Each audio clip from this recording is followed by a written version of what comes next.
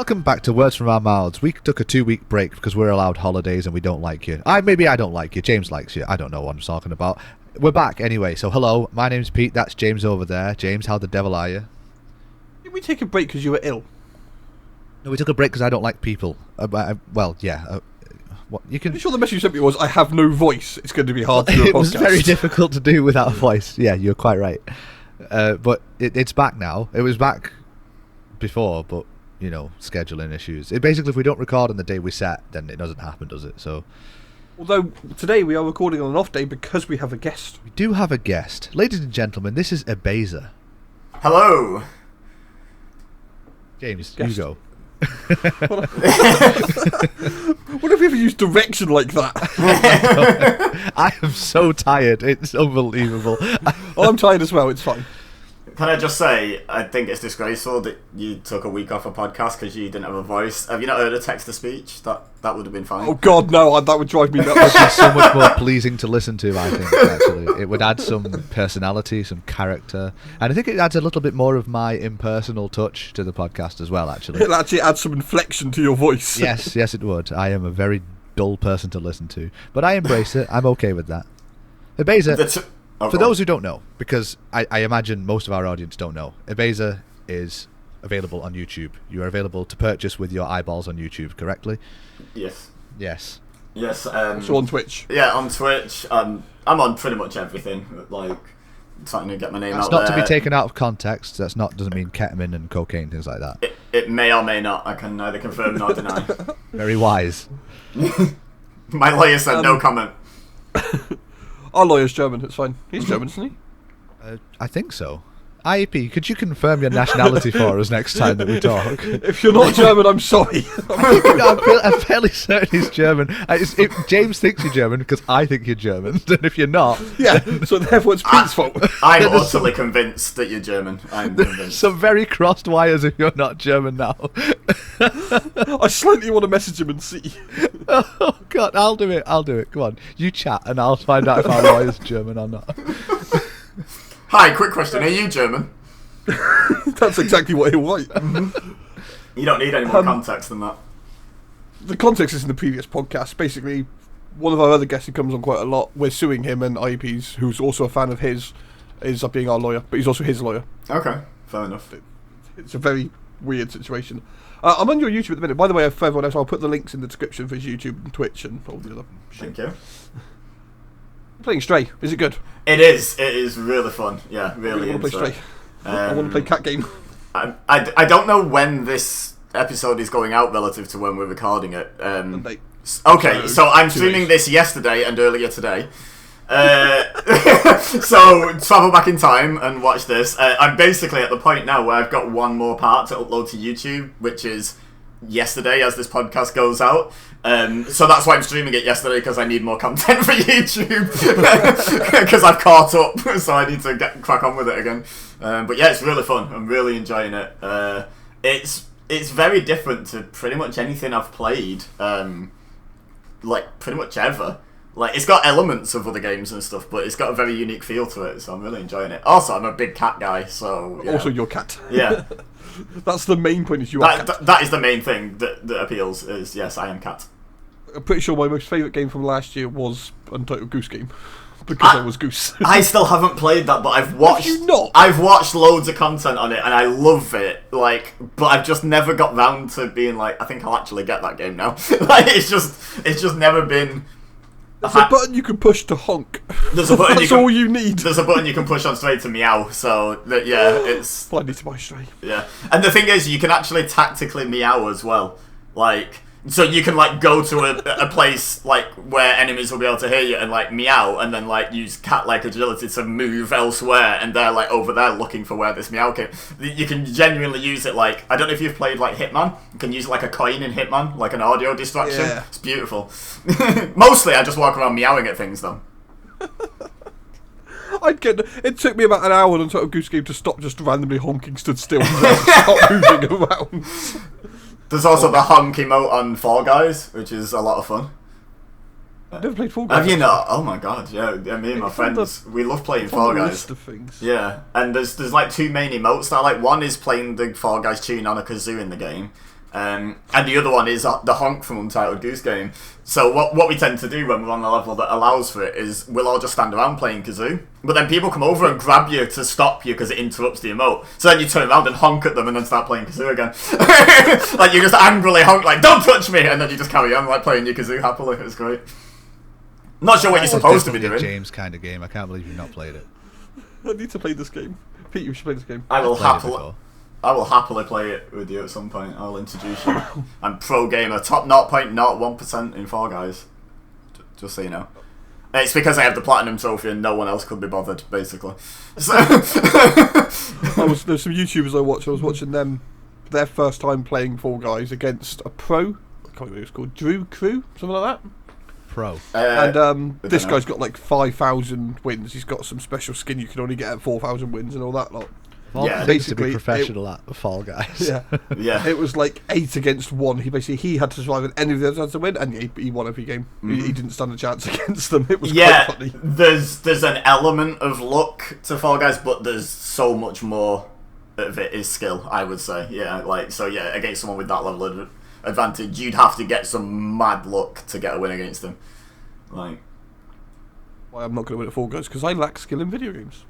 Oh yeah, me too. But eventually, just you play enough games, you get some wins. It's a numbers game. You just play enough times. Eventually, you'll come up against a group of people bad enough to let you win. That's my strategy. So, does this sound like a Dota strategy? It does sound exactly like a Dota strategy. And also, just if I could quickly interject, IAP is in fact German, and he's started typing to me his entire family history now. Nice. So his grandparents came from Bohemia, Bavaria, Czech, and some other place that he forgot. It all began when he was born in the middle of Germany. It was a hospital, and he stopped.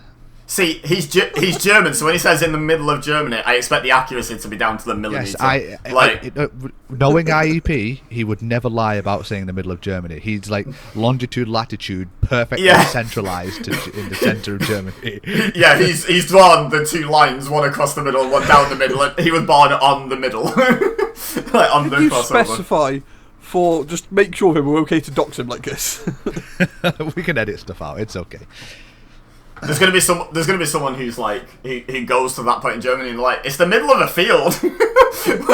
Why did you choose here to give birth? Do you think that someone's going to just be like, right, that's it, the centre of Germany, that's where he is. I'm going to find the central point of Germany. Yeah, but that's where he was born. The pretend lawyer of this bullshit podcast that I heard one time. To be fair, if anyone does that though, that's where he was born. I don't know about you guys. I am not currently sat exactly where I was born. So they won't find him there anyway. Like, why would you move? You don't have to move. That's extra. The maternity ward evicted me at 18, to be fair. So. Where I was born isn't a hospital anymore. They closed it down like a month after I was born. I take that as wow. I was going to say, wow, were you that bad? Like, jeez. We're not risking another one being born. Take down the building. Although there was someone I went to school with who was the last person born there. You may have heard of them. You may have heard of it. It's called Chernobyl, and they responded quite dramatically when I was born there. Evacuating the entire place. You guys have tails, right? Yeah, of course. Just amuse him. It's fine. Yeah, yes, James. We all have tails. Hi, 7, James. No, I'm not Cornish. They're the inbred. Close enough, aren't you? No, I'm on the border. Hang on a second. You said you think the Cornish are inbred, which is first of all very ignorant and offensive, and second, but you also think the North are inbred, which is not entirely inaccurate. But which part of it is the most inbred? Just because we invented Hovis doesn't mean we're all inbred. Like, there's... Just realised I'm surrounded by Northerners tonight. Yeah. Oh yeah, look at that. Let's get the shield. This is the first time that's ever happened. The shield won't help now. Nope, that didn't work.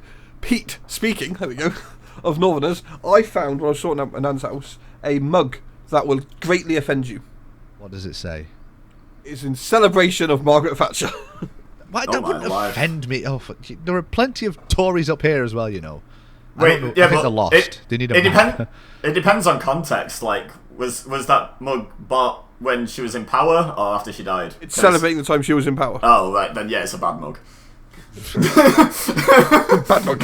If it was bought after she died, I would have bought it as well. If anyone is interested, it will be on sale for £5 at Car Boot Sale this Sunday. Which will be taking place in a location we will not disclose, so get the hunting gear ready. Right in the middle of Germany. When this podcast goes live, I'll be at the car boot because it's from 7 till 12. It'll be in the middle of Germany, right on that centre point. Your lawyer will be present. It's so tempting. Stash the mug just there. First person gets it can have it. That was the worst treasure hunt I've ever heard of. No, well, I'd enjoy making a TikTok of me smashing it with like a lump hammer or something. After all that, you get a Thatcher mug. Pop around the world style trip with clues here, there, and everywhere. And you just get here's a mug of Thatcher. Great, thanks. There is a Diana mug as well. I'm okay with that. I'm not particularly pro-royalist, but neither was Diana, so I'm okay with that. That's a very good point. Speaking of random things, I'm Angry Pete. Okay. Hi, Angry Pete. How are you? I'm Dad. I'm Calm Pete. So now we have two different Petes here, and I'm You're very Smelly confused. Pete. I'll be Dad Pete because of the. No, you're dad Guest joke. Pete. Oh, Guest Dad Pete. Yeah, because as everyone, well, people who listen know, I play WoW. I haven't played the current expansion for ages, so I thought, you know what? There's a new one coming out. I'll catch up on the lore. And my God, they've ruined it. They've completely ruined the game. See, in my experience, that they ruined the game a long time ago, James. They completely ruined it. Basically, they've had 14 years of amazing story and lore and all that lot, and they've gone, no, the big bad guy made it all up. He's in charge of all of it, and then we killed him, and that's it, game over. So it just sort of defeats years of lore for, no, it was this guy all along. So, what lazy story 14 years to say, and they woke up and it was all a dream. I was just about to say it's that, and it's all a Pretty dream. much. Like trope, isn't it? Yeah. It was just like, he was controlling it all along. He was controlling it behind the scenes. I'm like, so they had no way to make this guy actually be a bad guy and bad law reasons. So they're like, we'll blame everything else on him. You see, lazy fucking story writing is It's that? really, really lazy, and it's prevalent in a lot of things that tell stories, because what they seem to think, what story writers for games specifically, because this is quite prevalent in like superhero films, but that's an entire different kettle of fish for me, and I hate it. But specifically in games, they seem to think that the next bad guy has to be bigger than badder than the previous bad guy. That doesn't have to be the case at all. You've got a really big world here that the game's set in. The bad guy just has to be bad for one part of it. It doesn't have to be this overarching threat for the entire world. Everyone can rally up against another bad guy who's not like the size of a universe and can swallow everybody, but somehow isn't going to, because of course the good guys win. You know, it like what you say, James, it's lazy storytelling. They can't be bothered thinking up a reason for people to not like somebody. They can't be bothered thinking up other motives. It just has to be the power creep. It's got to be bigger and better and bleh. And so they lose their ability to tell a compelling story, because, especially from someone on the outside, I just look at it and go, oh look, another bad guy. I wonder if they'll beat him. Oh yeah, they did. I think part of the problem as well with most media when writing a bad guy is they're just, I am so evil. And it's like, no, the best bad guys are the ones who can justify their actions to themselves. Yeah. I'm not big into this like superhero movies either, for a different reason, which we can get into in a bit if you so wish. But I think a good example of that is in the MCU, Thanos. Thanos, in Thanos' head, was completely justified with what he was doing. Like, he wasn't just doing it to be an evil man. He was actually doing it for a reason, and it just so happened that the Avengers disagreed with his reason. And that's basically the story. It's not as black and white as actual objectively good versus actual objectively evil, which is boring. Like, it's nice to have a bit of a tinge on it. As Pete doesn't watch superheroes, other people might, and it's been long enough we can give spoilers away. His reasoning is that the universe is running out of resources, so he's going to kill half the universe to save the other half. Yeah. So we don't all starve to death. Yeah, essentially, he was trying to kill half the universe to save the entire universe from dying. Yeah, and yeah. As I said, it has a reasoning behind it. You can see his logic, and it makes sense, and it makes him be a more compelling bad guy. Mm-hmm. But yeah, Blizzard just going, nope. The Jada did all of it. Fuck off. They've had some really good bad guys as well. The reason I'm not super into superhero movies, by the way, is I feel like it's far too tempting far too often to lazily write your way out of an impossible situation with, well, the superheroes. The best example for me is Superman flying around the world and turning time back. Like, they got to the point where even Superman couldn't fix it, And then they were like, yeah, but he's Superman, so here, let's just make up some nonsense that doesn't work, but it works because it's Superman. And it's just like, it allows them to put themselves, like, yeah, you want stakes and you want someone to be in peril in a movie for it to be interesting. But when that person literally dies, they're no longer in peril, and it's like, yeah, but I'm a superhero, so I can just turn back time and bring them back. It's like, well, why are we bothering then? Like, why are we bothering with any of this? Just keep turning back time every time something bad happens. It'll be fine. Clarify here that he flew around the world to turn back time. Yeah. Is that what you just said? Was it like he spun the world the other way? He flew around it so fast, it reversed the spin of the Earth, and it turned... the spin of the world would not turn back time, it would just reverse the spin of the world. It would pretty much immediately kill everyone. Yeah, because we all stop at 350,000 miles an hour or whatever. No, the Earth would stop and we'd all carry on. Off we go. Pew, straight through the stratosphere, but like into the nearest wall. Way would no. how right? Okay, because time. This is my point. This is my point. Oh my god, I'm so confused and angry. But right, so there's even more to that as well, because if we're getting pinging into war, we're also instantly going to, all the oceans are going to make massive tsunamis. Yeah. We're going to lose the magnetic field and die from solar radiation. Yeah. Gravity's going to stop working, so we're all going to float away. Less working. There's so many ways we're dying. It's just like, but above all the fact that it doesn't work, because let's face it, we're dealing in what is essentially an extension of sci-fi. Superhero movies are just sci-fi movies. So, like, it's fine to bend what would actually work in the real universe in sci-fi. We get that. The problem is how lazy that solution is. The solution was actually to find a way for him to save Lois just before she died. Not, let's kill Lois and then figure it out. You've written yourself into too much of a corner there, and any way you get out of that is going to be lazy at that point. It's going to be like nonsense, and I just feel like that's my issue with superhero movies. And I'm not saying they all do it. I'm just saying whenever a superhero movie is released, I have this inherent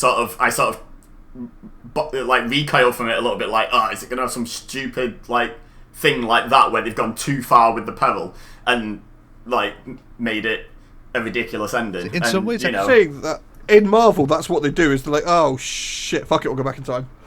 Yeah, we destroyed half the universe. We should probably fix that. See, what the problem there is what they do is they write something that they think will be a compelling story, and they think, shit, how do we go forward? It was easier to go forward when things weren't messed up, when we didn't kill off this character. How do we unkill the character now? Instead of just committing to it and killing a character and actually being creative and pushing the story forward, no, we have to unkill everybody. Because I don't know what to do from that point. We cast a really popular actor as this role. We can't kill them. Shit, she's in contract still. Yeah, exactly. We have to pay her whether she's in the movie or not. We'd best do something. Do you guys think Detective Pikachu is old enough to talk about spoilers? It is old enough to talk about spoilers, yeah. I've not seen it, actually. You've not seen it? I've only just seen it. My missus bought me it for Christmas or maybe my birthday last year, but we only just got around to sitting down and watching it. And it's weird. I love the whole film, but then the way that the day gets saved at the end, I kind of don't want to spoil it. But let's just say it's real superhero movie trope. So you can spoil it if you want. I'm not going to mind. Essentially, if anyone doesn't want to listen to it, cover your ears and go la la la for like 15 seconds. Yeah. So basically, leave timestamps for you. Yeah, Mewtwo essentially realizes he's fighting on the wrong side. He's helping the bad guys. Decides to help the good guys, and just so everyone's got combined with their Pokemon by some weird gas. So like they've all got merged into like one body. And then Mewtwo just sort of goes, "Oh, did I mention I can fix this?" And just sort of waves his arms, and everyone just re-separates. And it's like, what? What do you mean I can just undo that? Like, what was the point of the whole movie then? If you can just, this is another if you're example, that powerful, you're right. This is a perfect example of them writing themselves into a corner and thinking, "Shit, I don't know how to proceed from here." Yeah, so, like the threat of the gas combining everyone, compelling, really interesting. Then people started breathing it in, and I started going, "Oh no, they're actually going to do it, aren't they?" Like I was like, they're actually going to combine everyone, and then have to find a way to uncombine everyone, which is just unnecessarily far into the risk. Like it's just you've gone too far. It's well-known fact for Pokemon movies that they can't fucking write an end properly. Because did you guys ever see the old Pokemon movie when Mewtwo clones the Pokemons. Yeah, I did, but I can't, off the top of my head, remember the ending, because I literally saw it when it came out and not since. Yeah, so. they have all the big... I watched it again recently for some reason. Okay, fair enough. They have all the big fight and all that lot, and then Ash gets turned to stone, because he stands in the way to stop Pikachu getting killed by Mewtwo, and the psychic thing hits him, it turns him to stone. And then all the Pokemon cry, and that turns him back to human again. Oh, Pokemon's full of James. nonsense. Sorry, like that's that. not It's nonsense. not. That's It's fucking. endearing.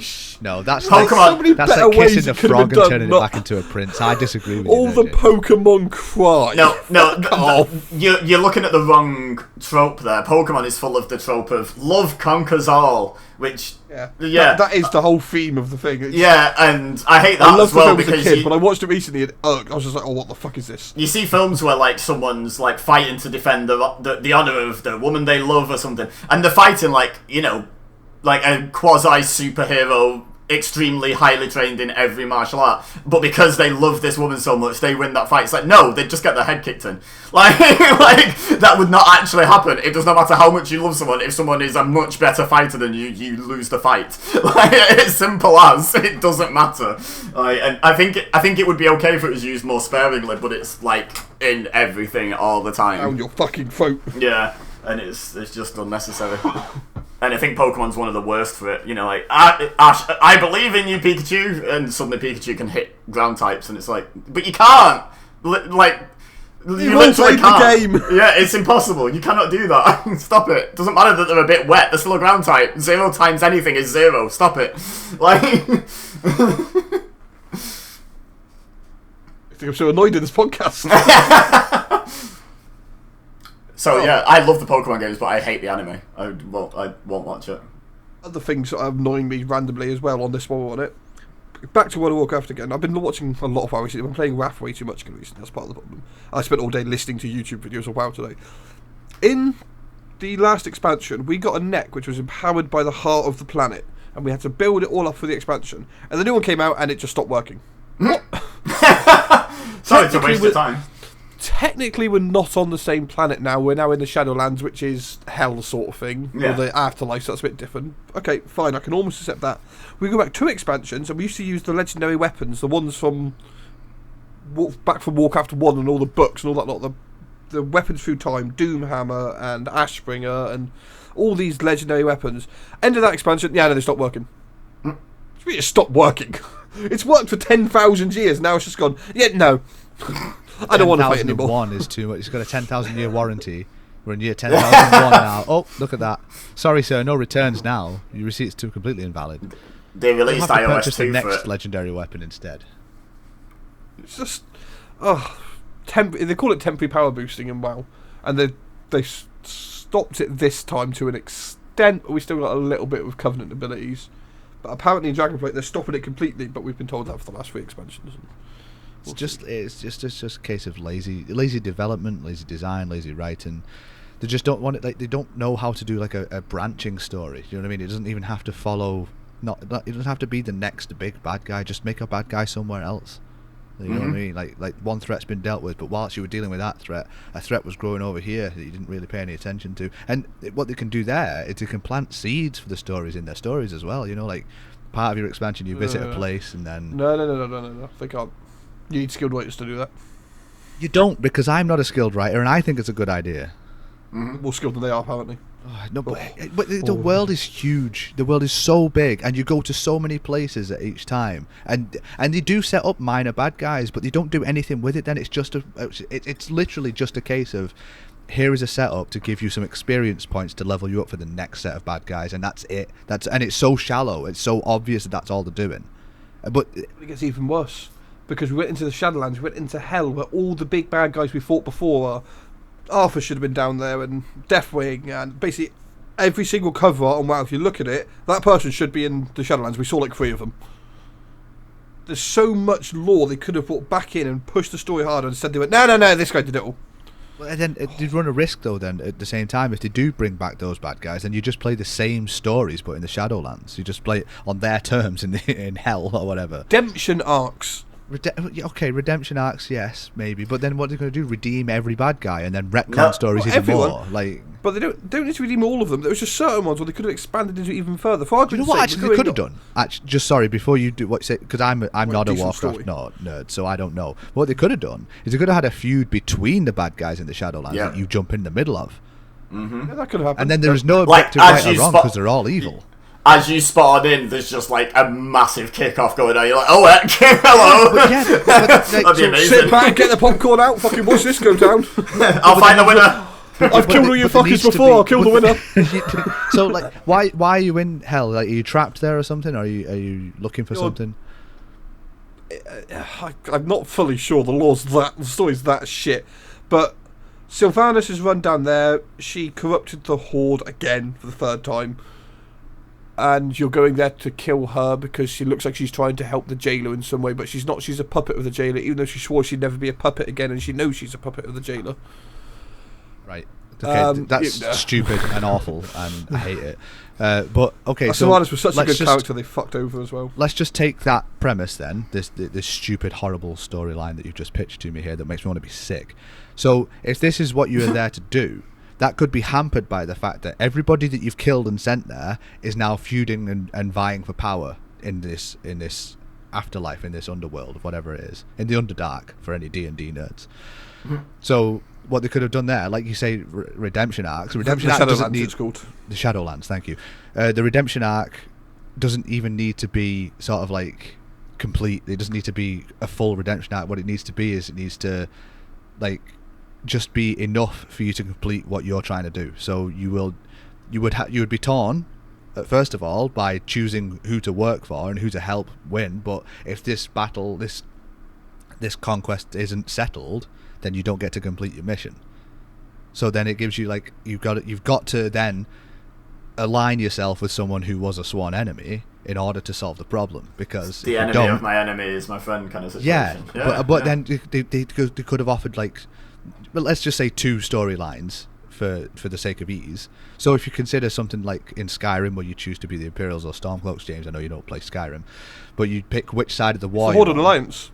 Well, yeah, exactly, Horde and Alliance. So then you make another choice then, whether you are Horde or Alliance. You pick which of these big bad guys you have to work for, and then you follow their story and you win the battle for either side. Obviously that's a lot harder to sort of settle because it's an MMO and there are going to be people actively playing both sides of it.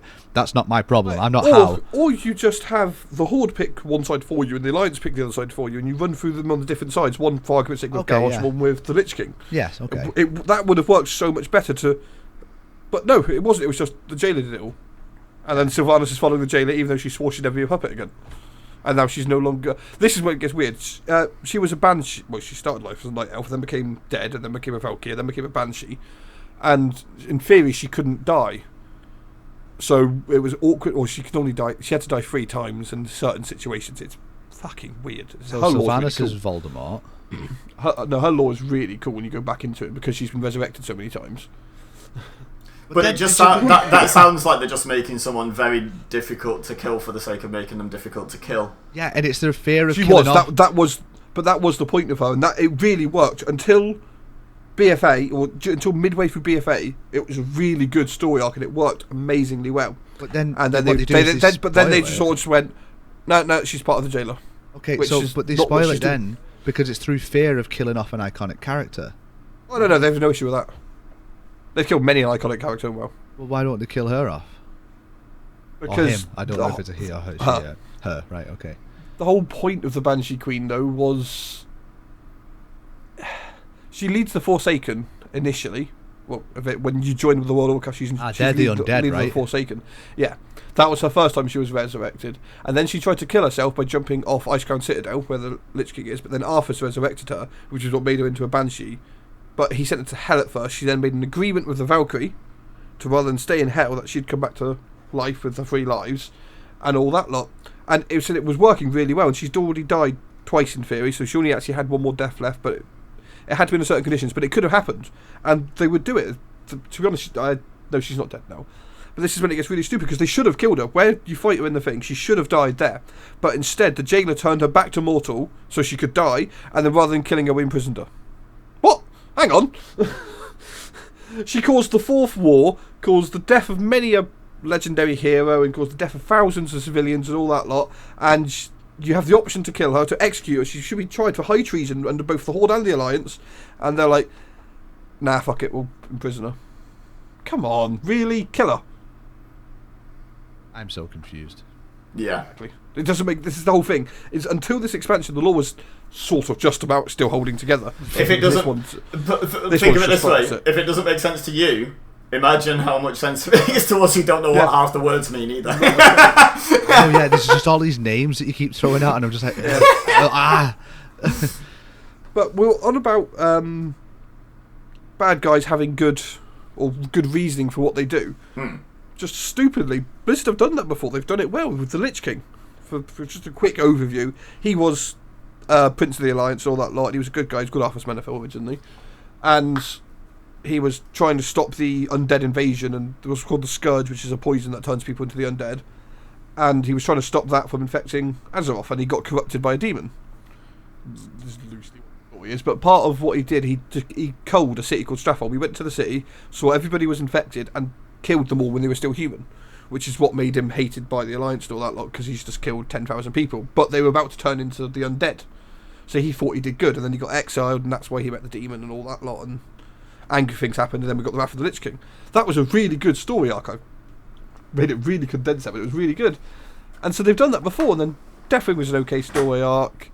Mr. Pandaria was a pretty good story arc, but then it just got worse and worse and worse. Something to consider here, though, is, and this is going to sound like in defense of the shit story writing, which it shouldn't be, because it's not like Blizzard don't have the money to just, like, you know, actually filter through good better writers. writers. Yeah, exactly. They can pay talented people to do it, but something to consider is that the people who make the current expansions are not the people who made the original games, the first few expansions. It can be like a lack of consistency in the writing team. Yeah. You can see when the head writers left. Yeah, you can pretty much Warlords of Draenor was when the head writers started to leave, and that's when it's massively started to decline. As a result of Simpsons that, what season you're 8, playing, isn't it? Yeah. When Matt Groening stopped being hands-on writing it, like, you could visibly see the difference. Like, and it's part of the problem as well is up until Wrath of the Lich King and even Cataclysm, they had the original games, Warcraft, the RTSs and all that lot, and all the books to back it up. From that point now, they're starting to... They're ahead of the books. The books are writing to keep up with them and fill the gaps which get left by the game, which is a bit part of the problem. For argument's sake, that's what happened with Game of Thrones, isn't it? It was really good, but it followed the books and got less good when they overtook the books. But again, I think that saying that the source materials run out is making excuse for poor writing again, because what you're playing at the minute with World of Warcraft, you're playing an extended fan fiction now, because the people who've taken over were likely people who weren't part of the company and played the game and then got jobs at the company, and then and now you're seeing it being twisted and turned in the hands of people who are like, oh, this would be cool, oh, this would be cool, oh, this would be dead good, without any regard for whether or not it makes sense. So it's just like people on a sugar rush. This is why when, like, you see fan fiction or people on forums or, you know, on their own little corner of Twitter or whatever, fantasy, like, writing or fantasy booking or whatever, it's always like, yeah, but there's like thousands of you all writing thousands of slightly different versions of this, and there's a chance one or two of them are good, but what are the odds it's yours? You know, like, if it actually got put into effect, what are the odds the good one would be yours? Like, it probably wouldn't work. Sounds good in theory, but then you actually try and put it into practice and it just falls apart quickly. And then what sounds good, because I mean, the people who take the money off the top of Blizzard don't give a flying fuck what got written into the game, do they? As long as their pockets keep getting filled, they don't care what goes out there, because it's going to sell, isn't it? Like, people like you, James, unfortunately, are so deep into it that you'll believe what the words they say to them. Like when they say, this will be a good one, it's going to get better, we fixed it all, and you go, oh good, yeah, okay, here's my subscription. For fuck's sake, you got me again. And I know it's going to be shit. I'm still going to buy it. The current lead designer, which is someone called Steve Dalliser, he joined in 2016 or 2015. His first game he was on was Legion, which is 2016. EverQuest beforehand. EverQuest? Wow, is that still going? Probably not, because their lead writer's gone to Blizzard. Blizzard lead writer's left, and World of Warcraft's still going, so you can't make that claim, can you? Yeah. That's true. It's a shame one when of the lead things writers is leave. They had to retire one of the characters to an Quest is extent still going. Yeah, they had to retire one of the world characters pretty much called Frau, because the Steve Metzen, who's one of the writers, is basically based on him. There's a couple of the characters that got retired because of that. They were based on people from the game. Or people in the game were based on people at the company. And when they left, they sort of retired the characters as a mark of respect sort of thing. Yeah. But they were the good characters.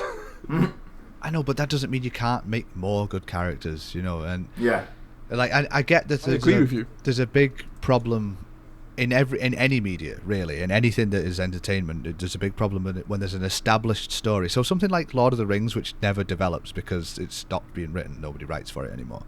It's and when anything that is coming out, like for instance the Amazon series, which I took a look at the trailer for, and I just thought, no, go fuck yourself. But the source material is not going anywhere, and everything is just going to be adaptations from now on. So the well-established characters are just forever going to be those established characters. A bit like fairy tales and nursery rhymes; they're always going to be the same people. Yeah. But the problem with the current way media is produced, and it's the way it's pushed forward and things are extended and dragged out, is that people get attached to that initial character base, which is fine. They're perfectly entitled to do that, and it's because of things that don't develop as well. It's because old stories stick around, the same names get thrown around. It's comfortable to be in that, but so you end up in a strange position, and this is what I think World of Warcraft suffers with, is that it's afraid to first of all try and create a new comfortable set of characters for people to learn, which is absurd in a couple of ways, because new people are going to enter your game all the time, and new people will get to know these characters first. And sure, you'll have the elitists who've been playing for years will say, oh, you think they're good, they had nothing on this other person who died years ago. But that shouldn't hold you back from pushing forward the story, developing the world. Like your game world needs to push forward in the same way the real world pushes forward. And sure, we can all miss celebrities that have passed and stuff like that, you know, when the actors die, everyone's like, oh, no one will ever replace them. The fact is, someone will replace them because they were a replacement of somebody else. Mm-hmm. You know what I mean? There's been so many people going on for so long, but that doesn't mean you can't write compelling characters. You know, you just got to actually try and do it and stop being so stuck in comparing to the past. Yeah. This is where it gets really stupid, because they've tried to write new characters into it. There was I can't remember what his fucking name is. That's how shit it was. But he was known as Zappy Boy. There's one that because he was very happy and all that lot in BFA, and he's featured in some of the cinematics and all that lot. And he could have been a good character if they bothered to give him any form of depth. But he was just so 2D compared to the other deep characters next to him, and then he dies at the end of BFA. It's like, oh, okay then. We were like getting ready to follow him further in the game. It's like, oh no, he's dead now. I think when we talk about general issues in like story writing in media, and it doesn't matter whether it's games, films, books, arguably these days, like TV series are really bad for it. The way you write a story is there's a beginning, a middle, and an end, and you know what the end is that you're working towards, and your beginning is setting up the world and introducing the characters. Your middle is working towards the finale, and then you have the big finish, you know, like the what everyone's waiting for, whether it's a big plot twist or whether it's a satisfying payoff where the guy gets the girl, or whatever it is, in whatever sort of version of media it is. That's how it works best. Nowadays, I feel like it's like we're going to ride this till the wheels fall off, so we don't really have an end in mind. We just have a cliffhanger ready for the next and it's just sequel or next season. As well, isn't it? Yeah, and it's like, no, write a closed loop, and then if it does really well, write another closed loop that you can either put before as a prequel, you can even insert into the middle to fill a gap in somewhere in a different part of the world, or you can, as long as the finale isn't the whole universe ended, you can always stick it on the end and make it make sense to transition. But the point is, if you write something like, okay, well, here's season 1 of this series, what's season 2? Well, we'll figure that out if we get re-signed. Well, then just write season 1 to finish. Like, do you know what I mean? Like, it needs to finish. I'm not saying you have to kill everyone off at the end, but have a satisfying conclusion. And if there's a season 2, you start from square one. You don't need to either start from square one, or you can continue, or you can do a prequel. There's loads of options then, depending on how you've closed season 1, but it still has to close. The worst example of that, I literally refuse when my missus now is like, hey, there's this new series on Netflix, do you want to watch it together? I'm like, no, I don't want to watch anything new, because everything new I watch always gets cancelled.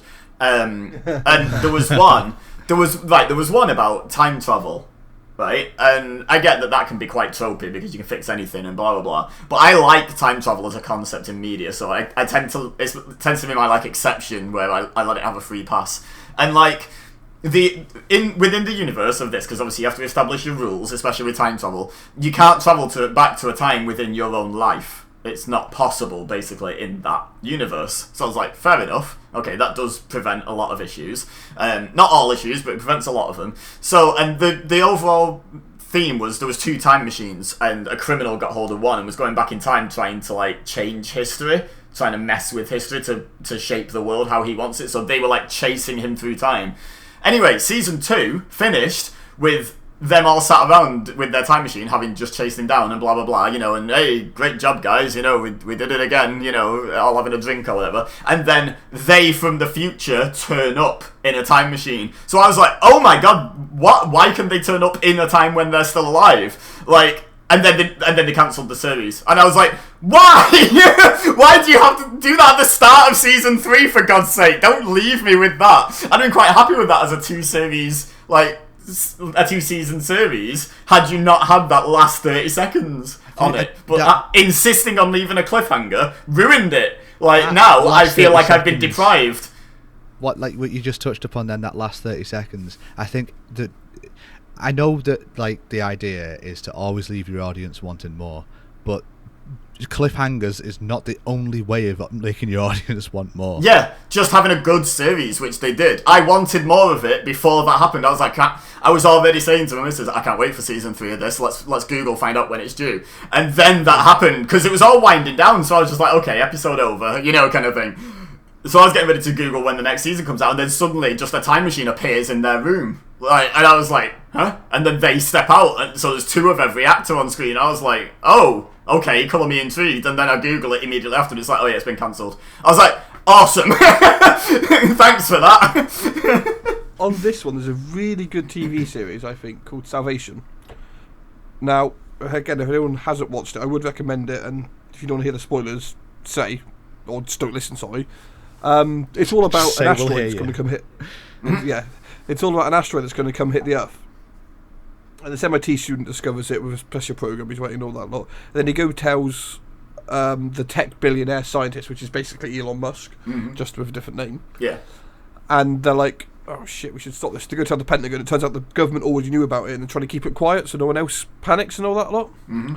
And it's all about trying to stop it, and they've got different tricks and all that lot. And there's a lot of government conspiracy. The Russians get involved. There's hackers, like something like Anonymous, basically, and all that lot. And there's threat of nuclear war and everything. It's a really good series. Yeah. And the end of season 2, what happens is the asteroid, they haven't stopped it, and it comes and it stops just above the grass on the White House. Stops 100 foot in the air, as if it's no longer that. It's not an asteroid. It's a spaceship.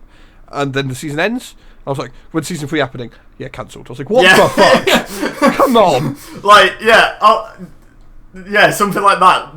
That's almost just like exactly the issue, because to me screams an amazing 2-season series where they don't fix it and it actually just destroys the world, and that's it. You've got a closed loop. Well, the thing is, I've got a feeling it was written to only have a first season originally.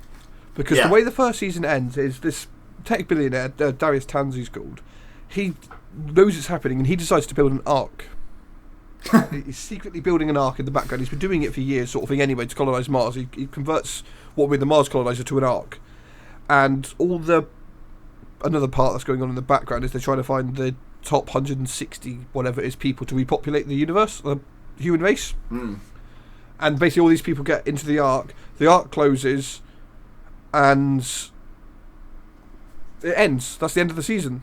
And you're like, okay, so the asteroid hit, the ark coded, great, end of. Would be a good place to end it. There's opportunity to have more going further forwards, but it's a nice, clear end. Yeah. We haven't done it. That's exactly the sort of thing I'm talking about. A nuclear missile gets launched from Russia, thinking that the US, it's all a conspiracy and all that. It's a lot to it. It's a really good season, though. Mm. The nuclear missile gets launched, and you basically you can see them counting it. They try to intercept it, and it goes, we've missed one of the interceptions, and it's crashing in 3, 2, arc doors shut, end of season. Yeah, and that to me is like exactly what I'm talking about. That is an ending, and it's just ambiguous enough that you can you can do season 2 if it's super successful. You can do it with just 160, or you can start season 2 with how that gets averted, or you could do an alternate view. You could do it concurrent with season 2, but from another part of the world. There's loads of different things you could do there, but you've written a piece of media that stands alone and finishes. And there's not enough of that, I don't think, anymore. From that, so that was a brilliant end. So they go into season 2, and you can tell they've written season 2 with the plan of there being a season 3. Because they said this asteroid just stops, and it was cancelled before season 3. Like, fuck. The way they got on the missile is it got hacked by that anonymous group, and it crashes into the bang centre of America, proving they've got power all over everything, but it only kills like 2,000 people. Which is, again, a pretty good way to stop a nuclear missile blowing up Washington, D.C., isn't it? Mm-hmm. But it's so good. But yeah, it ends with the missile, the Salvation stopping. You're like, you fuckers. Yeah. I think that's just like, it's just how everything is nowadays. Like, you know, that sort of trying to milk as much out of it as you possibly can, like instead of just making something for the sake of making it. Well, it sounds like they planned for further series this time rather than having an ending. They thought there's going to be a series after this, and then it didn't get continued, so it leaves people like James very upset. But get it signed. Do you know what I mean? If you're going to write it like that, you need it signed. You need to go to them and say, right, well, this time you liked season 1, you've renewed us for season 2, but we've written a 2-season arc, so we need to be signed for 2 seasons, uncancelable. Just write one season, like you said. Well, yeah, that too. But you need to write for the amount of time you've got. Like, if they'd ended it 30 seconds earlier with the asteroid coming down before it stops, them stood on the lawn looking up at it, still coming at speed, and ended it there, it'd be fine. But they ended it 10 seconds later when it stopped. Yep. If they hadn't done that, you'd have gone, okay, they all got squished. Yep, well ended. Fair enough. GG. Yep. GG asteroid. Yeah, it's just, I mean, I'm big into my wrestling. I have a separate pro wrestling based channel. Yeah, exactly. Pro wrestling. And the way it used to be written was like, I mean, I'm talking specifically about WWE now, not all over the world, and the way some companies still do it is they plan out their biggest events. So again, in WWE's case, WrestleMania, they know where they want to go for WrestleMania, and then they'll sort of book backwards from there. Like, okay, what do we need to do to get to that point? Yeah, to have that be the main event of WrestleMania, and then that's sort of like the season finale, and then the next week you start the new season. You know, it's not a hard reset. You know, stuff does carry over, but effectively that was it. That was the end of your season, and you start afresh like the next week. They do the brand swapping and all sorts of stuff. Yeah, isn't it? Yeah. So and that was great, but now it feels. I mean, a lot's just happened. I don't know if anyone's up to date. I stopped watching but like when they started COVID. The behind the scenes stuff, like of what's gone on with Vince McMahon and stuff. Go, didn't they? No, he was arrested for something, didn't he? Yeah, he stepped down. Like, he's not in charge anymore. It's weird times. Like, basically for the first time in like decades, literally anything could happen because we don't know what direction they're going to take it in now. You know, without the same person at the helm that's been there for 40 years, kind of thing. So it's quite an interesting time. But until that happened, like a matter of less than a month ago, it was all very much like, you could tell it was just being booked on the fly week to week. Okay, what should we do this week? Let's have them fight again because they still don't like each other. You know, and it got really monotonous and repetitive. And it was because they weren't writing with an end in mind. They were just writing middle forever, and that's not how you write a story. You know, kind of thing. And then eventually be like, this middle's probably long enough, right? Should we do an end? And like, you know, and it was always unsatisfying. And it's like I say, it's the same with open-ended series or movies where they've clearly left it open for a sequel, like, you know, and stuff like that. It's like, just create the thing you want to create, and then your problem is how to make a sequel, and it's a good problem to have if it's really successful, and the studio come back to you and like, hey, we want a sequel to that movie. Then you have to get your thinking brain on and be like, okay, what can we do, what can't we do, you know, kind of thing, as opposed to writing it with that in mind, with leaving millions of unanswered questions just because, hey, then there might be a sequel. You know, the world of professional wrestling is a very interesting one, actually, because in regards to their story writing, character building, world building, because it is essentially, it's just entertainment, isn't it? It's just what they're doing. Yeah. It's the same as anybody who's a TV series. And for the most part, I think they do an admirable job. I don't watch it anymore, but I appreciate the effort that goes into it, and particularly the athleticism of athletes. It's absolutely astonishing how much they do every day of the year.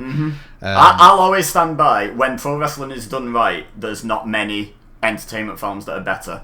The problem is, it's not always done right, and when it's not done right, it can be dreadful. Yeah. You know, the last couple of years I've been getting more into the Japanese stuff, and you can tell they still write. They write with an end point in mind, but it's like 3-4 years away. They have like massive, long story arcs, and not all of them are, but some of them, like there was a guy who is like one of the top guys there, and he lost his world title, and he basically had a full mental breakdown storyline where he started bringing a balloon with a smiley face on it to the ring, and proper meltdown, and then eventually managed to start picking up a few important wins and snap out of it and get back to his best. And it was like this big, but you could tell as soon as they started it, they're going somewhere with this. They're not like, hey, you know, it'd be funny, let's give him a balloon.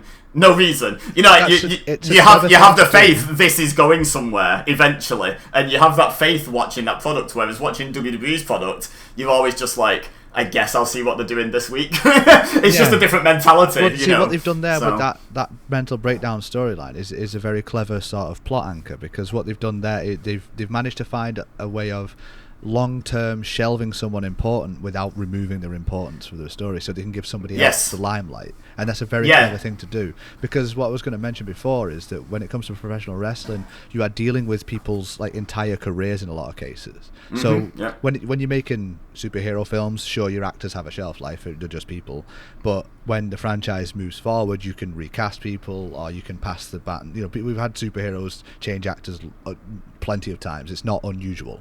Whereas a persona for professional wrestling is entirely connected to that person. You don't recast it, except for the odd time where and it's never Kevin worked. Nash was played by someone else. It's never worked when they've redone it. And people know, you can tell it's not the right, but but you are dealing with like realistic time scales. You're dealing with people's real life problems that get in the way, that can interrupt your story writing and things like that. And injuries I think that they need to be as well, that are unpredictable. Someone can just turn their ankle in the ring and was it not even doing anything dangerous, so they can be, they can turn their ankle and be out for a couple of months. Exactly, and it's like, oh, we had you winning the world title. Now so what? I'm just going to test. I'm going to really test my knowledge here, and you can confirm it for me if I'm right or wrong. Was it Cody Rhodes who wrestled in a really important match with like massive bruises all over his pectoral muscle? Yeah, he'd literally torn his pec off the bone and wrestled a really good Hell in a Cell match, which is like horrifying injuries it was. That's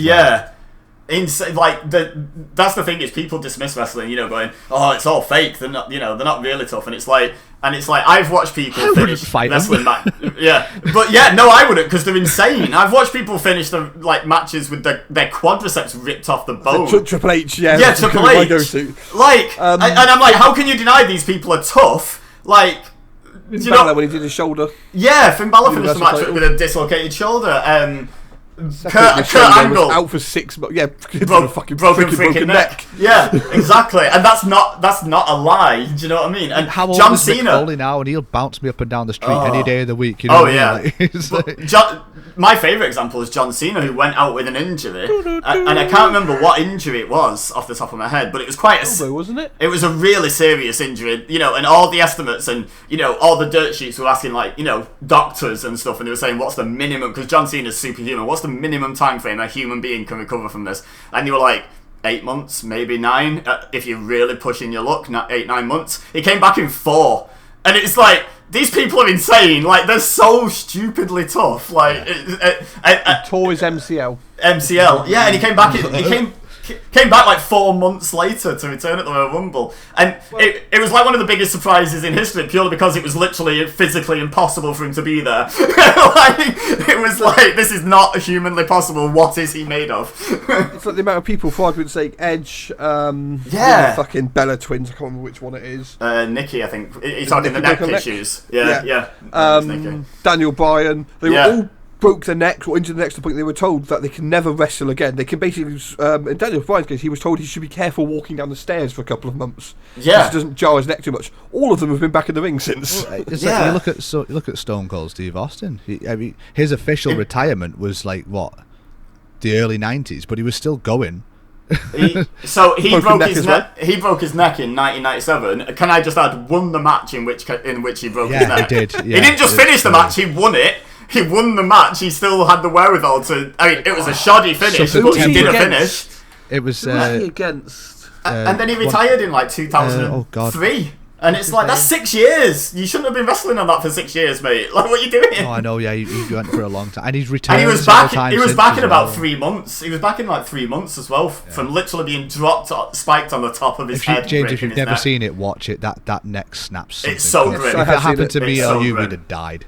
Yeah, Owen Hart is who he was against. Owen Hart, that's right. He died as well. Yeah. I mean, Owen Hart did really well to because I remember at first he was like, "Oh shit, he's injured. I need to taunt and carry the match going a little bit." Oh god, do I end the match? What do we do? He's like going round because he's the bad guy, isn't he? So he's like giving all the crowd grief. He's like and jaw jacking it. You can see him keep glancing at the ref, and the ref's like shaking his head, like, "No, keep going."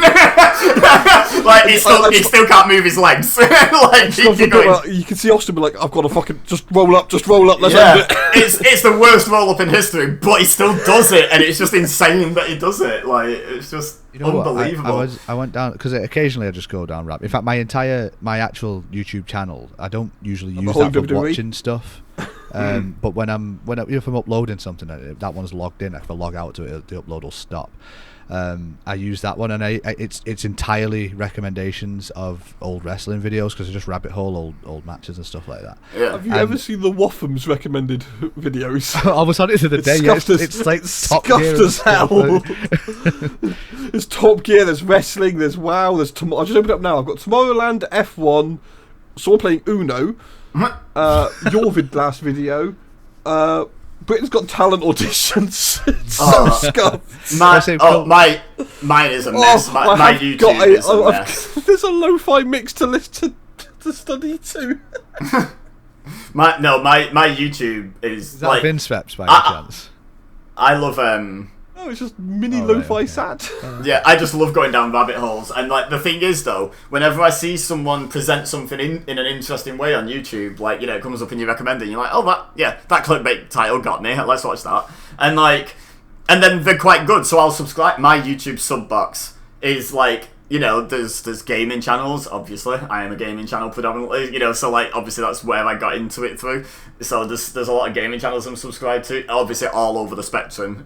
You know, like, but then there's two dudes that solve Sudokus. Like I love it. I love watching it. It's great. I'm subscribed to like really nerdy like physics and maths channels that go in depth in like weird elements of like different sciences and stuff. Just all sorts of magicians. Like I'm subscribed to like the Penn and Teller Foolers channel. Because I love magic, wrestling. Obviously wrestling stuff. I like wrestling, so there's a load of like the wrestling channels like What Culture and Cultaholic and stuff like that. Like there's just so much. So when you go, my sub box looks like most people's weird recommended feed because it's just so all over the place. If you go into my sub box, it's just like, oh, I can choose between someone doing a weird Minecraft mod, someone playing Pokemon, someone talking about wrestling, someone solving a Sudoku. You know, and it's just like, what is this? What is happening here? It's the science of having varied interests, and it's perfectly healthy. Yeah. I was about to whinge at Google for listening to conversations about it because I've just read my personal page and it's just like, oh, fuck's sake, I've got wrestling videos suggested. I realize it's one of your videos, mate. So I'll tell you what, one of the worst instances of that, you know, like your phone listening to you. So I used to have an office job years ago, and we got into the conversation that everyone has had multiple times in their life that, oh, what would you want to happen if you died? What do you want at your funeral? You know, kind of thing, you know, and everyone's like, oh, I want Hawaiian shirts and everyone's to have a party and lots of tequila, you know, and all that sort of conversation. Can I come? Yeah. Of course, everyone's invited. I don't care who's there. I'm dead. I don't, like, invite everyone I don't like. Who cares? You know, but then, so this was like the last sort of hour. We're sat there clacking away doing our job and chatting about this. Then I finish up, I clock out, I go out to my car, and no word of a lie, I get in my car and I just have a quick look at my phone to make sure nothing important's happened. And there's an email there from a funeral director. And I'm like, will you behave yourself? I finished that conversation like 5 minutes ago tops. Like, pack it in. This is where it gets weird. Again, I've got another one of this. At work, my phone lives in my toolbox. I don't have it on me.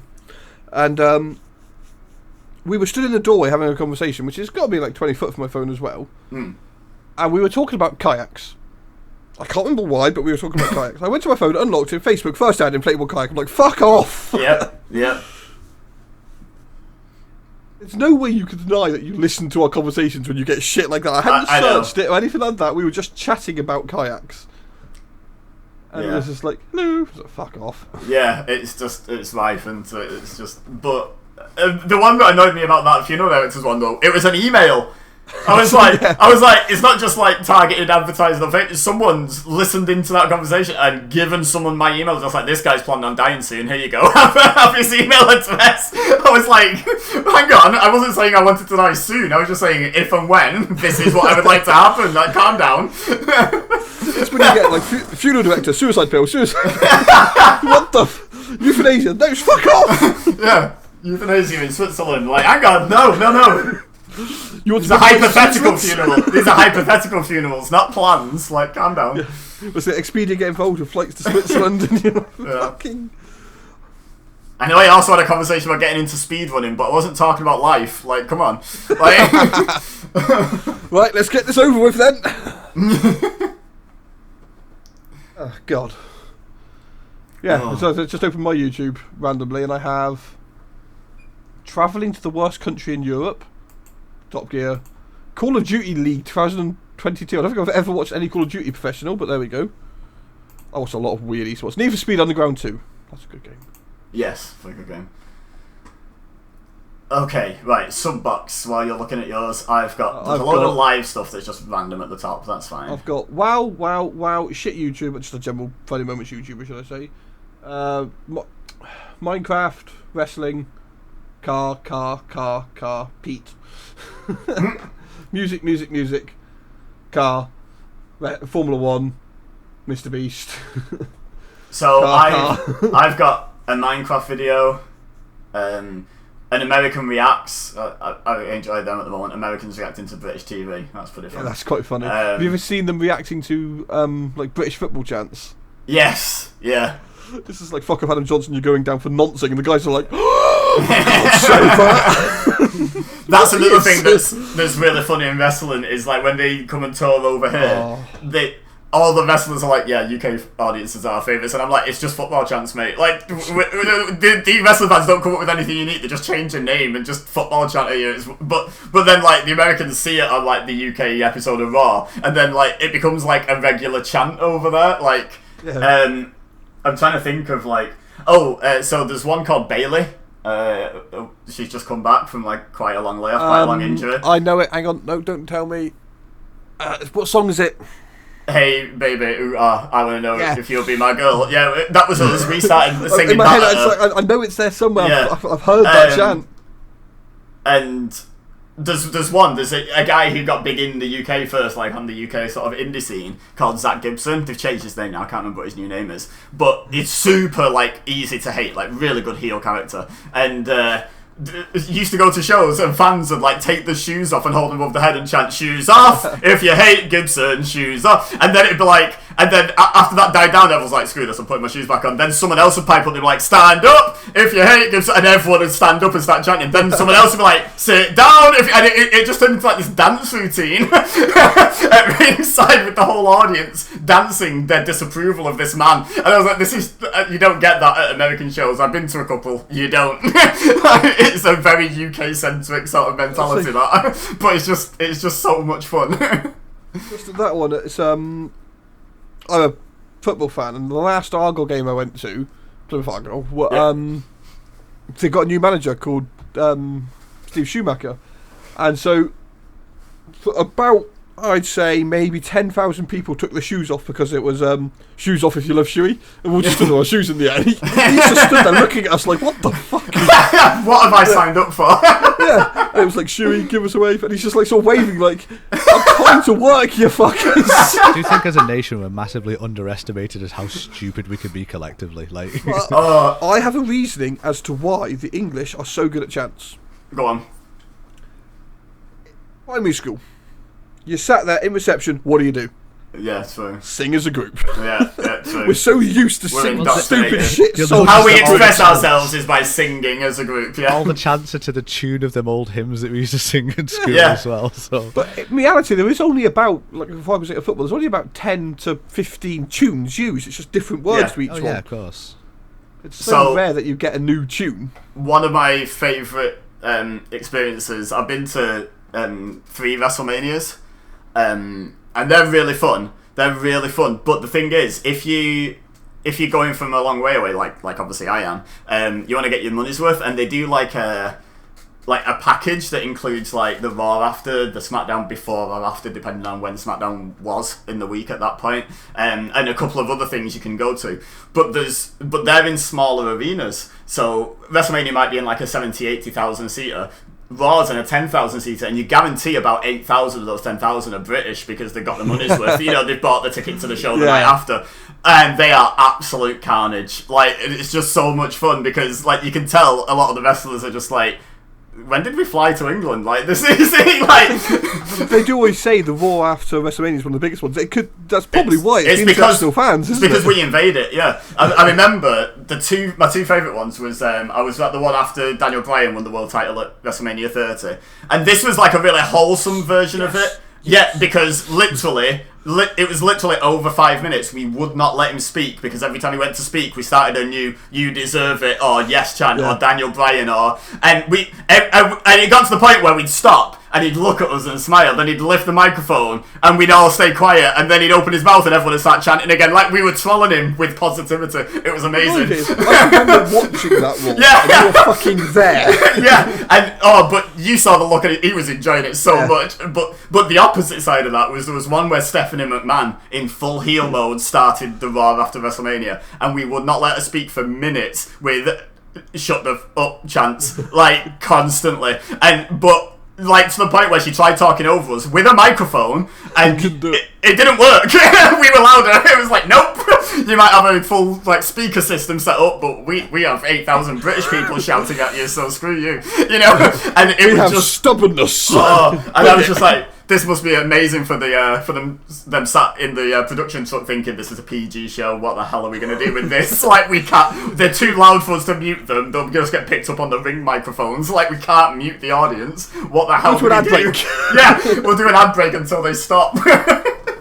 But we've been adding 30 minutes now. Still going. It was just brilliant though, because you could tell at first she sort of tried to laugh it off and then carry on, and we just didn't stop, and you could tell she just got like legitimately a bit angry at it and ended up just trying to shout over us. It was really funny. Speaking of ad breaks, we've reached our arbitrary hour-ish of chatting now. Oh, nice. And time flies, right? Yeah, when you're having fun. So I leave it to James to plug the socials because I'm just too lazy to. And it goes something like this. It's down below, as it always is. It's in the description. There's the link tree down there. There should be a button somewhere in the top right of the YouTube. Find us on Spotify, Apple, Google, anywhere else podcasts are. If we're not somewhere you want our podcast, let us know, and I'll sort it out because Pete's too lazy. Yes, I am. Obviously, go check out Ebeza. Oh my god. I still can't get it wrong. We did so well.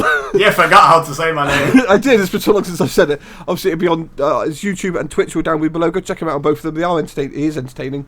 I'm now going to spend the evening watching cat videos. Yay! And I'm going to spend the evening with my eyes closed, semi-conscious. That's asleep, by the way.